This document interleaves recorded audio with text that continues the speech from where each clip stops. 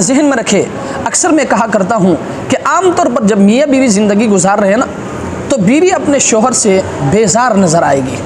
हर वक्त वो ये कहती रहती है, तेरे घर में डोले में आई थी, चारपाई में कब्रिस्तान चली जाऊँगी, तेरे घर में मैंने कुछ देखा ही नहीं है, मुसीबत के अलावा कुछ भी नहीं देखा है, तूने किया क्या है?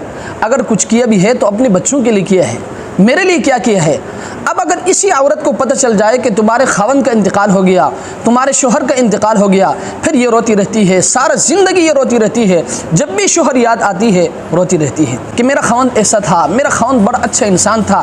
भाई अगर आप ज़िंदगी में उसकी कदर करती ना, तो आपकी ज़िंदगी भी जन्नत बन जाती और उसकी ज़िंदगी भी जन्नत बन जाती। हमारी सबसे बड़ी कमज़ोरी है कि हम जीते जागते इंसान की कदर नहीं करते हैं, या तो मरने के बाद कदर करते हैं या तो जुदाई के बाद कदर करते हैं। और ये बात हमेशा अपने जहन में रखें कि आपके आसपास जितने भी लोग हैं ना, चाहे आपकी बीवी है, आपका शौहर